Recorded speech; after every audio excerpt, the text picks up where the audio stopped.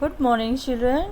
Class 8। आज हम हिंदी 1 से पाठ 1 भाषा, बोली, लिपि और व्याकरण करेंगे। बच्चों, बोर्ड होता तो बहुत मज़ा आ जाता, लेकिन बोर्ड अब हमारे पास है नहीं। लेकिन फिर भी मैं जो कह रही हूँ उस पर आप ध्यान दीजिए और उसे अपनी कॉपी में भी नोट करिए। तो सबसे पहले हम इसमें भाषा, बोली, लिपि और व्याकरण में सबसे पहले हम भाषा के बारे में पढ़ेंगे कि भाषा क्या होती है। तो भाषा, सबसे पहले प्रश्न उठता है कि भाषा है क्या। तो भाषा शब्द यह संस्कृत के भाष धातु से बना है। ठीक है, भाष धातु से। और संस्कृत के इस भाष धातु का अर्थ है बोलना। धातु क्रिया को भी कहते हैं। ठीक है, ये कोई मेटल की बात नहीं हो रही है। धातु क्रिया एक वर्ड होता है, उसको एक्शन वर्ड को संस्कृत में धातु कहा जाता है। तो वो जो धातु भास है उसका मतलब होता है बोलना, और इसी से भाषा शब्द बना है। तो इस तरह से जो भाषा है वो बोला जाता है। तो जैसे मैं भी आपको जो कुछ भी बता रही हूँ वो बोल कर ही बता रही हूँ और आप उसे सुन रहे हैं।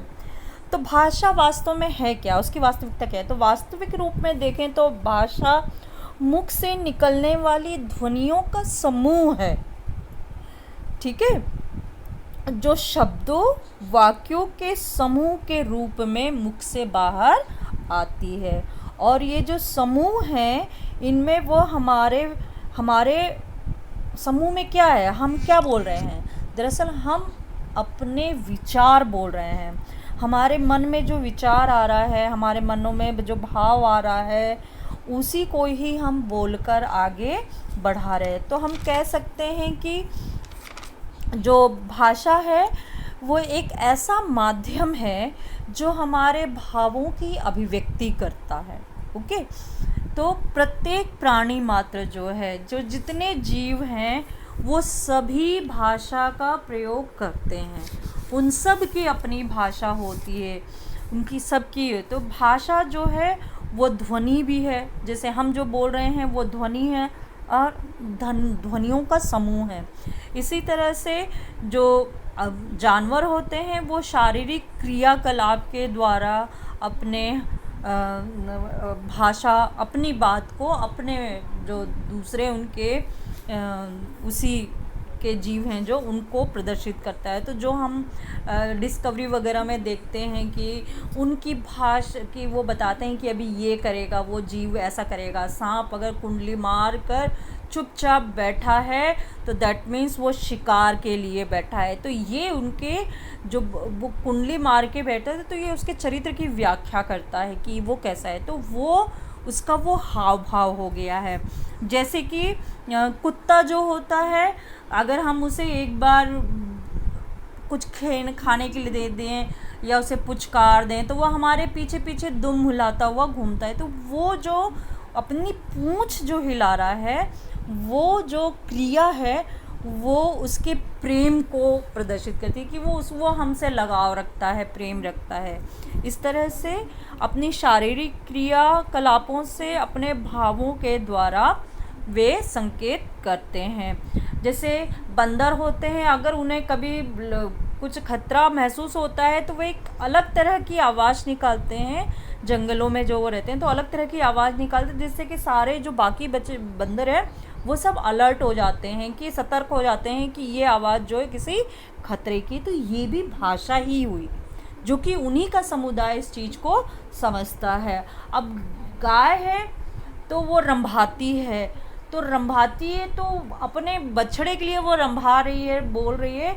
उसका बछड़ा बराबर समझ जाता है और वो तुरंत कहीं भी रहता है तो छल्ला प्लांटी मारते हुए अपने पास आ उसके पास आ जाता है। इसी तरह से बकरी भी जो बोलती है उसकी ध्वनियों को, उसकी क्रियाओं को समझा जा सकता है। तो वो भी अपने बच्चों के लिए वो करती है।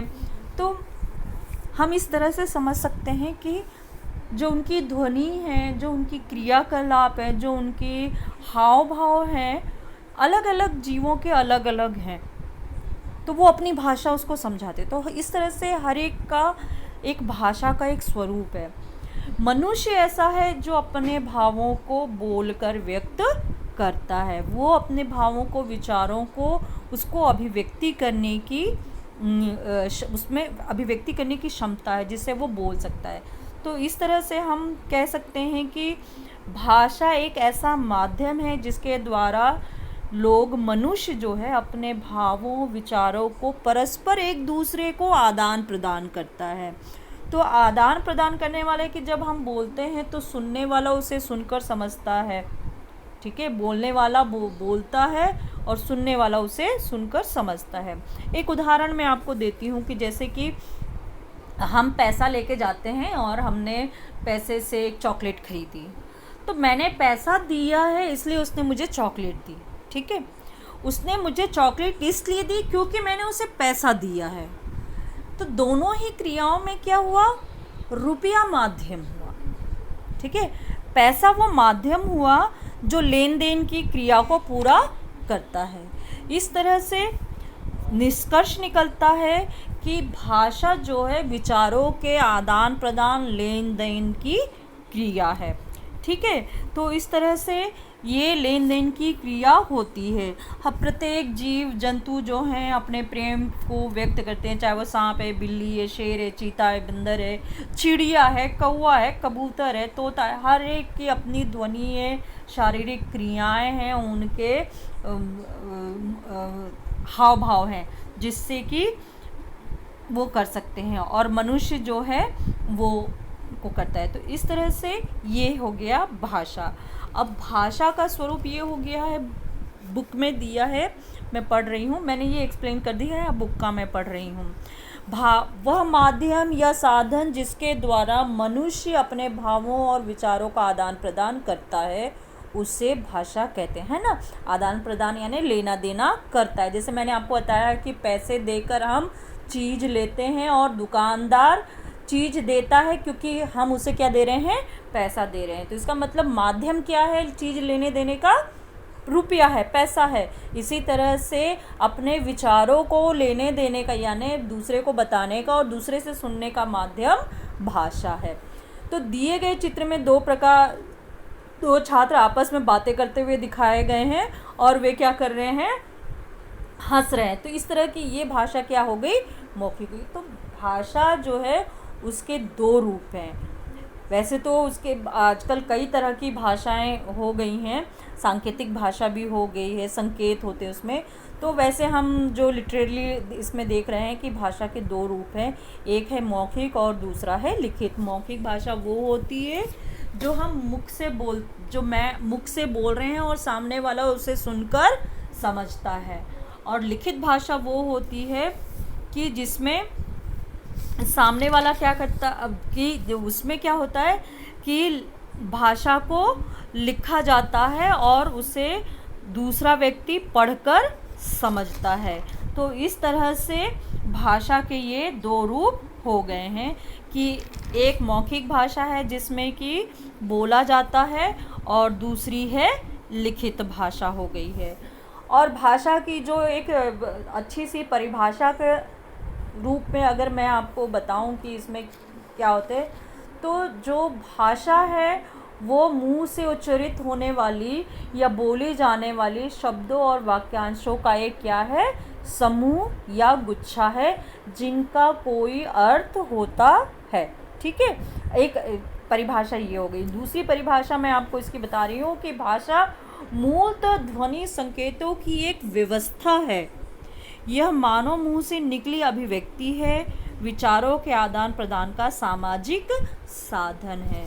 या फिर आप ये लिखिए कि वह माध्यम या साधन है जिसके द्वारा मनुष्य अपने भावों के विचारों का आदान प्रदान करता है, उसे भाषा कहते हैं, ठीक है।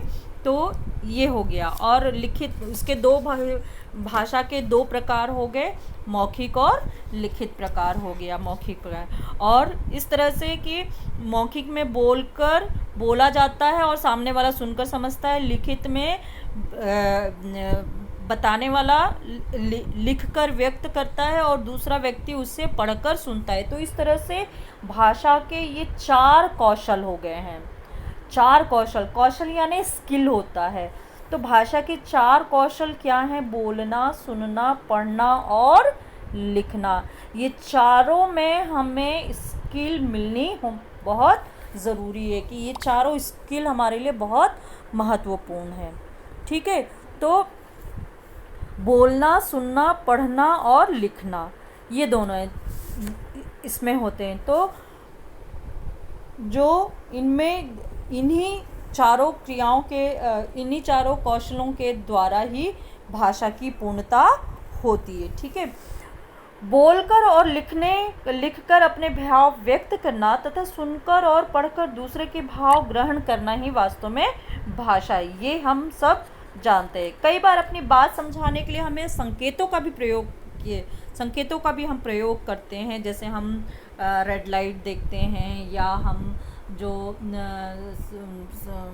वो होता है, क्या नाम है उसका, ट्रैफिक पुलिस होता है, वो अपने हाथ के इशारों से क्या करता है, संकेत के माध्यम से गाड़ियों के आने जाने की या रुकने की वो व्यवस्था करता है। ठीक है, तो अगला जो इसमें हम पढ़ेंगे कि भाषा के जो आधार पर, प्रयोग के आधार पर भाषा के किस प्रकार कितने प्रकार हैं प्रयोग के आधार पर। तो वो असल में ये भाषा का स्वरूप होता है। प्रयोग के आधार पर मतलब भाषा का स्वरूप क्या है। तो हम अगली क्लास में भाषा का स्वरूप देखेंगे। ठीक है, इतना आप करके रखिएगा और इसको पढ़िएगा। बाकी का हम अगली क्लास में करेंगे। अपना ध्यान रखिए, खूब अच्छे से रहिए, घर में रहिए, खुश रहिए। बाय।